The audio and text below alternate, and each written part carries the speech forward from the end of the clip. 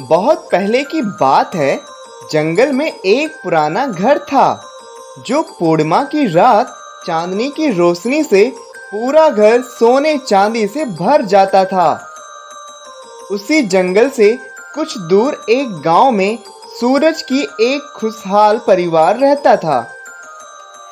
उसके परिवार में सूरज की पत्नी शीला और दो बच्चे थे जिनका नाम सोनू और प्रिया था। प्रिया बहुत प्यारी लड़की थी और सोनू बचपन से ही बहुत शरारती था। वह प्रिया का खिलौना छीन लेता था और प्रिया रोने लगती थी। सूरज एक बैंक में काम करता था जिससे वह अपना घर चलाता था। एक दिन काम करते समय सूरज से गलती हो गई। सूरज, ये हम क्या सुन रहे हैं? क्या हुआ सर? कस्टमर का कहना है कि तुमने गलत खाते में पैसा ट्रांसफर कर दिया है।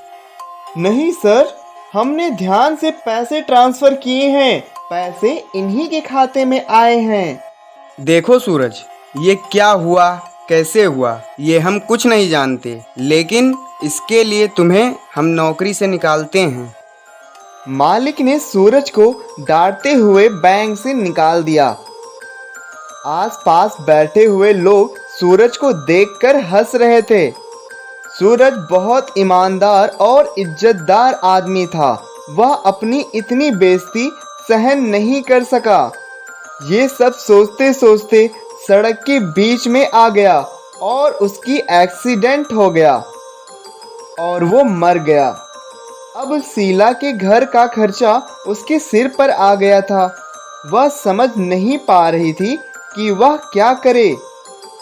एक दिन उसके घर में उसकी एक पड़ोसन आई और बोली, शीला बहन, जो हुआ बहुत गलत हुआ।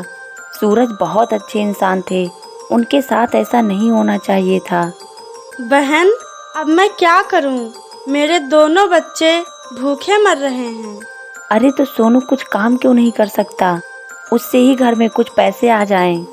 वो तो बचपन से ही शरारती और आलसी है। उसकी शादी की उम्र भी हो गई है, फिर भी वो कोई काम नहीं करता है। तो तुम कुछ काम क्यों नहीं करती? तुम पापड़ बहुत अच्छा बना लेती हो, तब तुम पापड़ बनाकर बाजार में क्यों नहीं बेचती? अरे, ये तो मैंने सोचा ही नहीं। ये तो बहुत अच्छा उपाय है। धन्यवाद बहन। शीला और उसकी बेटी मिलकर पापड़ बनाती और बाजार में बेचती थीं, जिससे उनका घर सही से चलने लगा। एक दिन शीला सोचती है, क्यों ना हम थोड़े से पैसे बचाकर सोनू की शादी कर लें। शीला पहले से और ज़्यादा मेहनत करके पैसे बचाकर सोनू की शादी कर देती है। शादी के बाद बहू ने सबको परेशान करना शुरू कर दिया। सोनू और उसकी पत्नी मिलकर शीला और प्रिया को घर से निकाल देते हैं। जहां शीला इतने इज्जत से रहती थी और आज वह जंगल में भटक रही है। वह अपने किस्मत को कोसने लगती है और बैठकर रोने लगती है। इतने में एक बूढ़ा आदमी वहां से गुजर रहा था। क्या हुआ बेटी, क्यों रो रही हो? बाबा जी, मेरे बेटे और बहू ने मुझे घर से निकाल दिया है। आज मेरे पास रहने को घर तक नहीं है।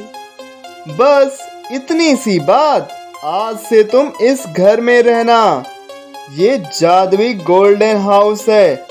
यह पूर्णिमा की रात चांद की रोशनी से पूरा घर रोशन हो जाता है। लेकिन बाबा, इस घर में तो बहुत अंधेरा है।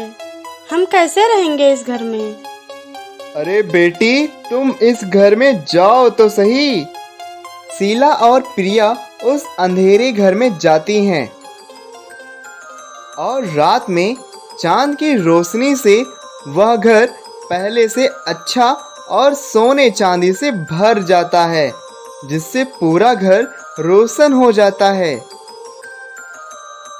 सुबह जब शीला उठती है तो यह सब देखकर दंग रह जाती है। वह दोनों उसी घर में रहने लगती हैं। यह बात जब सोनू को पता चला तो वह बहुत शर्मिंदा होता है अपनी माँ और बहन को वापस ले जाने के लिए आता है। अब क्यों आए हो भैया? अब हमारी क्या जरूरत पड़ गई? हम तुम्हें और माँ को घर ले जाने के लिए आए हैं। क्यों भैया? माँ तो आपसे इतना प्यार करती थी और आपने उनके बारे में एक बार भी नहीं सोचा। हम लोग यहाँ से कहीं नहीं जाएंगे। मुझे माफ़ कर दो, मैं ऐसी गलती कभी नहीं करूँगा। अब मैं सुधर गया हूँ। सोनू शीला और प्रिया को घर ले जाता है और सब लोग फिर से खुशी खुशी रहने लगते हैं।